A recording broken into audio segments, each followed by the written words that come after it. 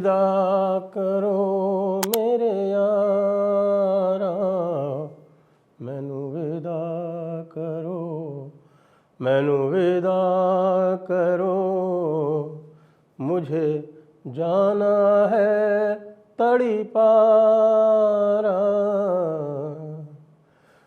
भाइयों बहनों, मैं आपके सामने हूँ और मैं आपकी कुशलता मनाता हूँ, क्योंकि मैं जा रहा हूँ तिहाड़। और आप लोग सब लोग अपना ध्यान रखना जी, और ध्यान रखना ऐसे रखना जी कि भाई देखिए जी, ये भाजपा वाले जो हैं नी जी, ये बहुत बदमाश हैं जी। ये जो है वो आपको बरगलाने का पूरा प्रयास करेंगे जी।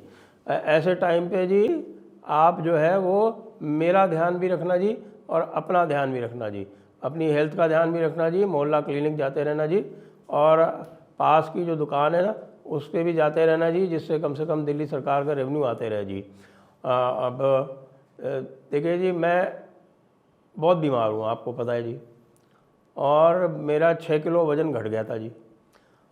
और 6 किलो वज़न घटाने के लिए मैंने बहुत प्रयास तो किए थे, लेकिन मेरा टारगेट 3 किलो था जी, वो घट गया 6 किलो। और मैं सोच रहा था कि इसके बाद फिर थोड़ा सा मैं और बढ़ा लूँगा, और उसके बाद जो है हमारे जज साहब जो है वो मेरे ऊपर प्रसन्न हो जाएंगे।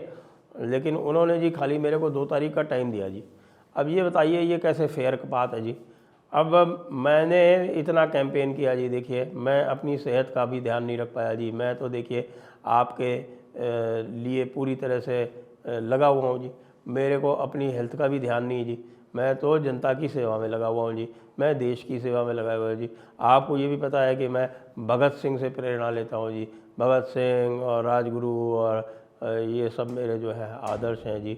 और चंद्रशेखर आज़ाद भी आदर्श है जी। इसीलिए मैं माउज़र की पिस्तौल भी मैं पहले रखता था जी, लेकिन बाद में लोगों ने निकलवा दी।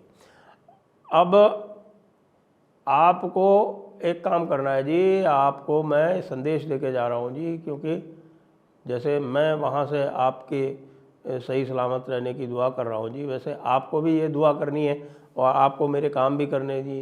देखिए मनीष नीरा जी वो भी जेल में है, और ये संजय सिंह जो भी वैसे किसी भी दिन जेल वापस भेजा जा सकता है जी, और सत्येंद्र जैन जो है वो भी जेल में है जी। अमानतुल्लाह कभी भी वापस जा सकता है। तो अब मैं वहाँ से जाके, जब आप समझिए कि मैं 4 तारीख को जो ईवीएम वाले परिणाम आएंगे जी, उनको देख के मेरे दिल पे क्या गुजरेगी। आप देखिए जी, हमने सबको बता दिया है जी कि हमारे क्या परिणाम है। आपको पता है जी कि पहले हमारे साथ योगेंद्र यादव जी होते थे, और वो सर्वे किया करते थे हमारे लिए, और सर्वे में हम हमेशा जीतते थे। और वो आप देख लिए, आपने देखा भी है जी कि वो परिणाम वैसे के वैसे आते थे जी। तो जब आप ये सोचिए कि दिल्ली का सर्वे हम करते थे जी, और दिल्ली के परिणाम सही सही बता दिया करते थे, तो अभी हमको कमीशन किया जी। देखिए क्या हुआ कि आप ये जो देख रहे हैं ना, कल जो इंडी अलायंस में जो सर्वे निकल के आया 295 सीटों वाला जी, वो हमसे ही कराया गया था जी, और हमने सही सही परिणाम बता दिए जी। अब इससे अलग यदि कोई भी परिणाम आता है जी, तो आप ये समझ लीजिएगा कि उसमें फ्रॉड हुआ है जी।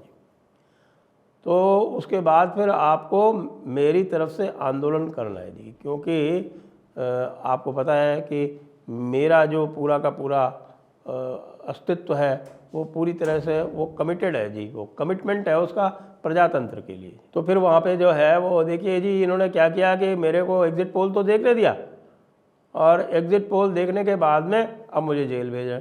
अब मैं 4 दिन 5 दिन 7 दिन की मोहलत मांग रहा हूँ, वो भी नहीं दे रहे जी। क्या है कि ये भारतीय जनता पार्टी वाले जो है ना, ये फैसिस्ट हो गए जी।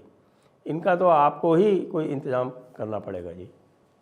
तो भाई अब मैं चल रहा हूँ, और आप सारे लोग फिर से मैनू विदा करो, मैनू विदा करो, मैनू विदा करो मेरे यारा। चल रहा हूँ, चलता हूँ। तो आपने देखा कि चुनाव और एग्ज़िट पोल के शोर शराबे में इतनी एक महत्वपूर्ण घटना जो है वो दबी रह गई। केजरीवाल का वापस जेल जाना कोई कम महत्वपूर्ण घटना नहीं है। केजरीवाल जो हैं वो हमारे गणतंत्र के पिछले 75 साल के जो हमारी पूरी की पूरी राजनीतिक व्यवस्था में ह्रास हुआ है, जो राजनीतिक व्यवस्था हमारी गटर में गई है, उसके मुझे लगता है कि सर्वोत्तम प्रतीक हैं। और इससे बड़ा क्या प्रतीक हो सकता है कि एक चीफ मिनिस्टर जेल में रहे और ये कहे कि मैं रेजिग्नेशन नहीं दूंगा, मैं जेल से रहकर ही सरकार चलाऊंगा। अभी भी उनको पूरी आशा है।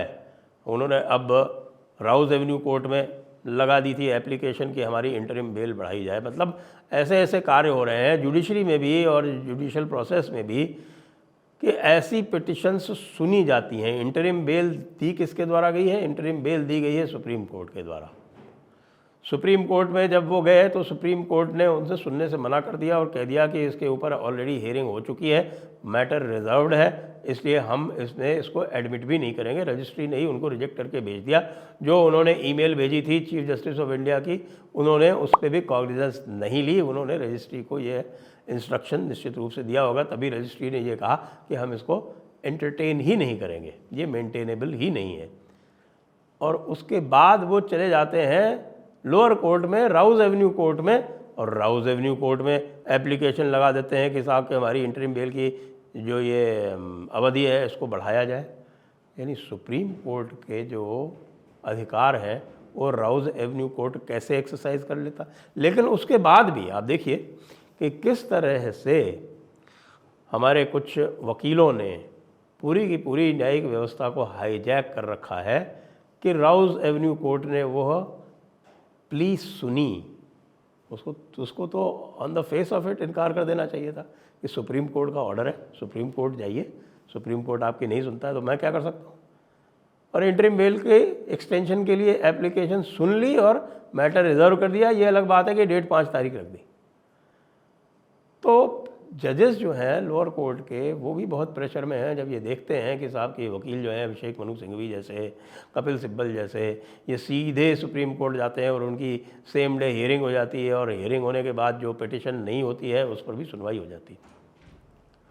जहाँ तक केजरीवाल का सवाल है और जहाँ तक आम आदमी पार्टी का सवाल है, तो मुझे ये लगता है कि 4 जून जो है वो इनके इतिहास में एक बड़ा अध्याय होगा, अ वेरी बिग चैप्टर।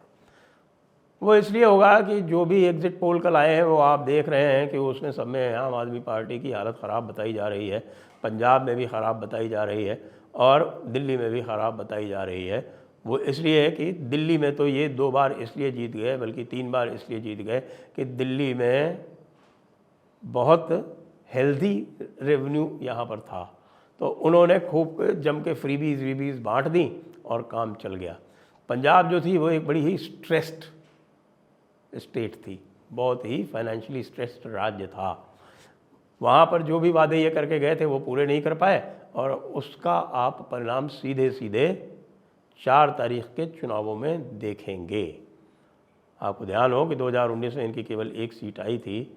मैं बिल्कुल आश्चर्यचकित नहीं होऊंगा यदि उसी प्रकार का कोई रिजल्ट जो है वो रिपीट हो जाए।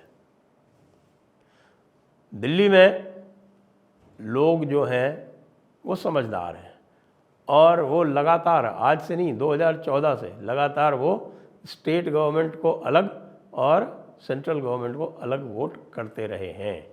2014 में भी साथ की साथ उन्होंने लोकसभा की सीटें भारतीय जनता पार्टी को दी थी, 2019 में भी साथ की साथ वो भारतीय जनता पार्टी को दी थी, और एग्जिट पोल्स के अनुसार इस वर्ष भी यही करने जा रहे हैं। तो मेरा यह मानना है कि केजरीवाल की जो जेल जाने की, वापस जाने की घटना जो है वो आम आदमी पार्टी के टूटने की प्रक्रिया का आरंभ है। ये आप बहुत दिनों से देख रहे थे। जब राघव चड्ढा को बुलाया गया, स्वाति मालीवाल के साथ दुर्व्यवहार किया गया, ये सब आप जो देख रहे थे वो इसी की पटकथा लिखी जा रही थी। अब पटकथा पूर्ण हो गई है और अब आप बहुत शीघ्र देखेंगे कि चलचित्र जो है उसका ट्रेलर जारी होगा 4 तारीख को।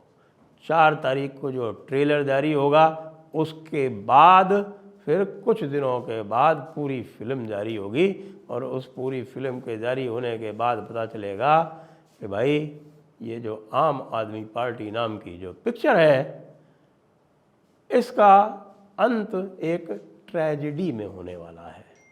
जी हाँ, वैसे जनता के लिए वो सुखद होगा लेकिन पार्टी के लिए वो एक ट्रेजेडी होगी। जय हिंद, जय भारत, वंदे मातरम।